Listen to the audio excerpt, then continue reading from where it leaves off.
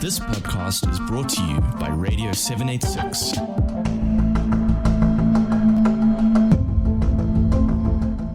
Assalamu alaikum and welcome to Al-Aqsa Flood, the road to liberation, here on Radio 786 100.4 FM. Also streaming live at radio786.com, or alternatively you can tune into us on the TuneIn app. I'm Hassan Syria. The Al-Aqsa flood battle was launched on the 7th of October 2023 as a historic moment in the ongoing Palestinian struggle for liberation. With the Haram al-Sharif, or the Holy Sanctuary in Jerusalem Al-Quds, which includes the Al-Aqsa Mosque as well as the Dome of the Rock, facing repeated and intensified Israeli desecration of the holy site, and the ongoing atrocities against Palestinians in the West Bank, and the condition of the Palestinian prisoners, these were the motivators for the resistance to painstakingly plan this operation, which it carried out with meticulous success and precision. Unable to handle the sheer embarrassment of this magnificent achievement by people who for 17 years had been subjected to one of the most brutal and protracted sieges, which meant a slow death for those Palestinians living in Gaza, Israel launched a deadly bombing campaign against the innocent civilians. Nothing was spared, entire communities obliterated, hospitals targeted, schools and food storage warehouses bombed, and thousands of babies butchered. But through their just struggle and their sumud, their steadfastness, despite the failure of those in power, it was the people's movements and the believers who came to the aid of the Palestinians. From Lebanon to Syria, Iraq and Yemen, the men of faith rose up and confronted the hegemon. This is Radio 786 on 100.4 FM, and tonight we bring you an exclusive interview with the Ansarullah movement from Yemen. These are the men who, from the early hours of Israel's targeted genocide against the Palestinians, began launching rockets and drones at the Zionist regime. And as the fight intensified, they issued a warning to any Zionist-linked ships that are passing off the coast of Yemen. And within hours, they acted on those threats and began seizing ships that are owned or linked to Israeli businessmen. The actions by the Yemeni resistance means that the Red Sea and the Bab el-Mandeb Strait is unsafe for the Israeli shipping, forcing them now to go all around Africa to get to the Zionist shores. Here now on Radio 786, we present you this exclusive interview with the representative from Ansarullah, Hamid, Rezk. Let us begin by looking at Yemen itself. Yemen has gone through a period of war with Saudi Arabia. Yet when the Palestinians launched this Operation al-Aqsa flood and Israel then began attacking the Gaza Strip, Yemen came to the battlefield almost immediately. What motivated this move? شكرا لكم وتحية من اليمن. Thank you. Fraternal greetings from Yemen to all the listeners from this auspicious and respectable radio station. It is important that all those who have been following the news know the reasons behind the Saudi war on Yemen. It was because there was a Quranic revival that called to war against Israel and to liberate Palestine. And it also called for the exit of America from the Arab and Islamic countries. This is the reason of the Saudi war. They imposed war on Yemen because our authentic stance, first, which is based on the Noble Quran and the invitation to return to the Noble Quran. Secondly, the invitation to stand firmly with the Palestinian people, and that we do not remain subjected as Muslim to the will of the Americans and Western countries. Of course, there is a smear campaign against the Ansarullah in Yemen. This campaign is spearheaded by countries that have an alliance with the United States and Israel. Our position in relation to Palestine is to stand with the people of Palestine.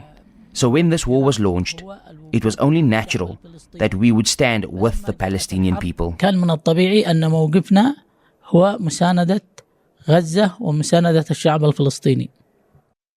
But how wise was this decision, considering that Yemen has endured a war of 8 years and has still not recovered from that? Also, the United States has positioned a naval strike group off the coast of Yemen. Was this a wise decision by you? نعم إنه قرار حكيم. Yes, it was a wise decision. Not only was it wise, it was also a firm and brave decision. We in Yemen are not weak or vulnerable because the motivation force in Yemen is the will of the people. So when the people act and they mobilize, then they are not weak. ليست ضعيفة. So what is at work in Yemen now is the will of the people. This, the people, is the foundation of our strength in Yemen. We do not fear the American aircraft carriers. The war that lasted 8 years against Yemen, it was America that was responsible for that war. They did everything in that war. They did not spare anything. So what can they do now? On the contrary, we are looking forward to this direct confrontation with America. We have no issue or fear. We are Muslims. We believe in the Quran. Either we live free or we die with dignity. أن نعيش أحرار أو فلنمت كرام. الهدف واضح وهو وقف المجازر والحرب. The aim is clear. The American-Israeli massacres in Gaza must stop. In other words, we in Yemen are not adventurers.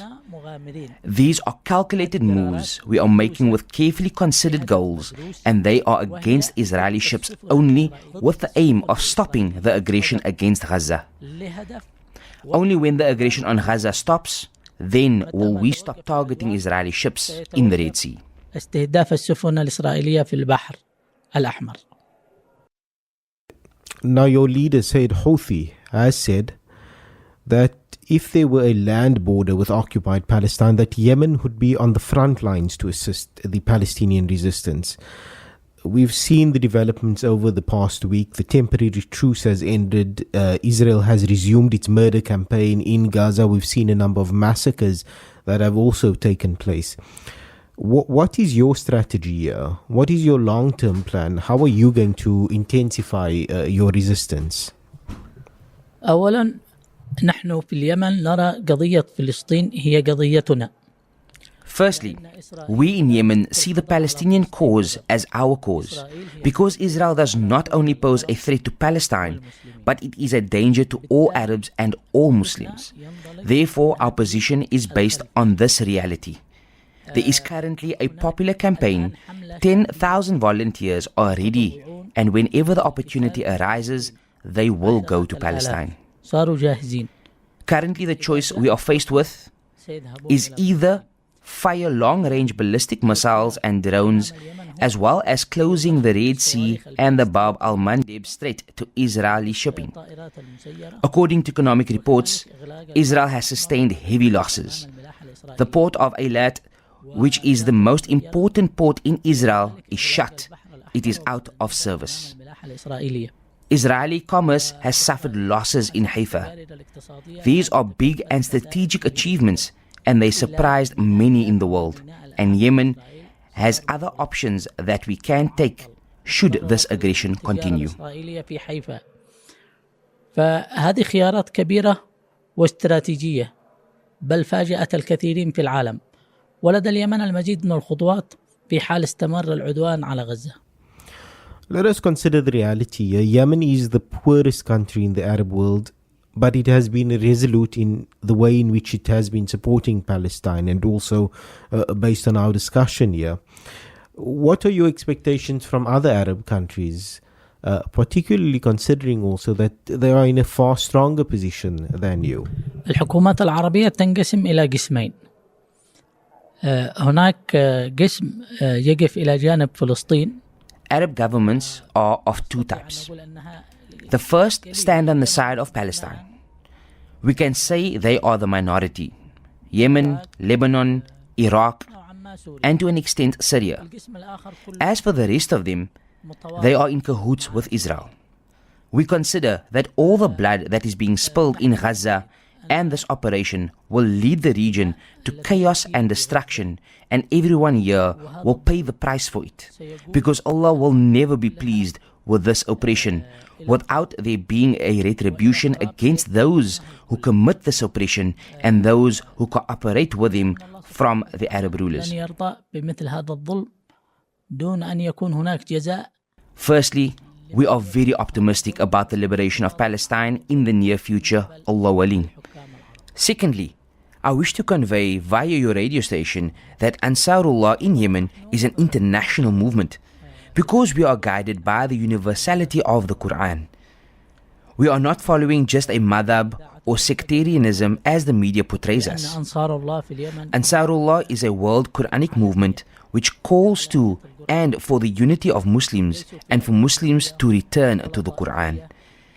It is possible for anybody who wants to learn more about Ansarullah to go onto the internet. We have websites and the official Al-Masira TV channel. And that way you can learn more about Yemen and the severe extent of the oppression, because the war which we in Yemen have been subjected to resembles the war that Palestine is facing now. However, we endured and stood firm by the grace of Allah subhanahu wa ta'ala and by the virtue of the strong, brave leadership of Sayyid Abdul Malik Badruddin al-Houthi. حجم المظلومية أيضا لأنه نحن تعرضنا لحرب تشبه الحرب التي تعرضت لها فلسطين، لكن صمدنا وثبتنا بفضل الله وبفضل القيادة القوية والشجاعة ممثلة بالسيد عبد الملك بدر الدين الحوثي. وشكرا.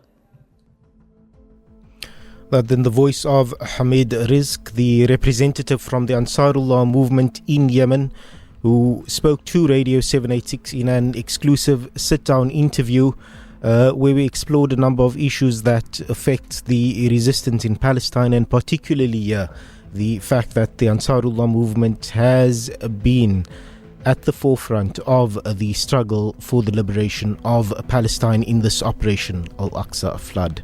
Now, some important pointers that came out from that interview is that the Quran is the guiding principle for the resistance and for the resistance in Yemen here, and that the cause of the resistance in Yemen is directly linked to Palestine, and therefore Ansarullah has, as they say, an army of 10,000 volunteers who are ready to go to Palestine in order to fight on the battlefield with the Palestinians.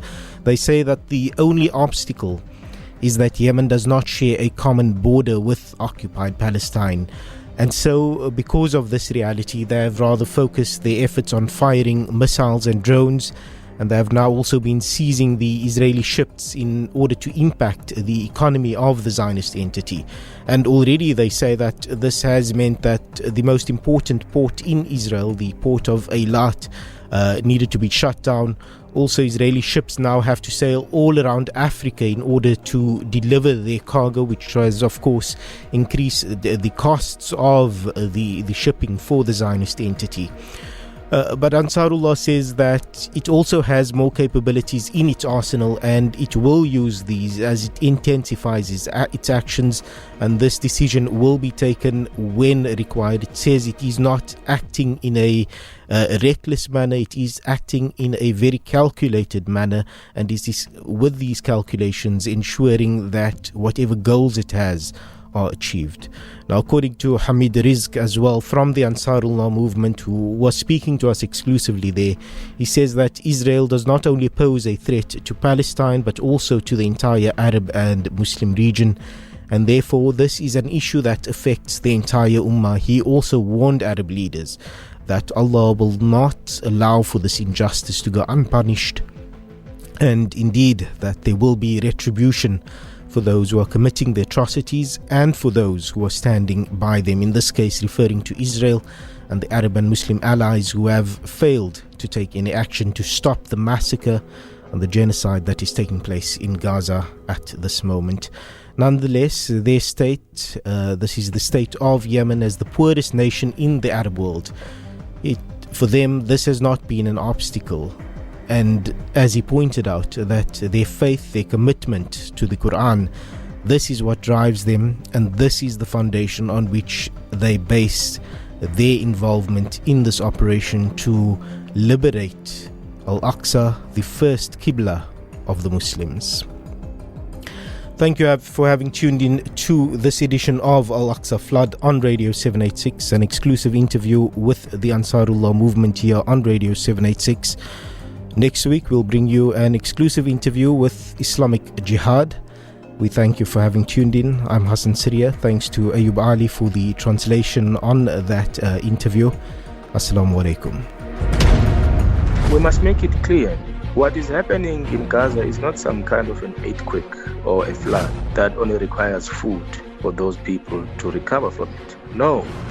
What is taking place in Gaza is unspeakable crimes against humanity. It's a system of colonization that requires a disruptive armed decolonial response for the people of Palestine to be completely free. And after that, there must be consequences against the Israeli regime that has committed these crimes. And the consequences must be so decisive and so strong to send a strong message to any racist, colonial, abusive power and to any white person who thinks they can just dehumanize a black person without consequences. Al-Aqsa Flood, the March to Liberation. Radio 786, hear the difference.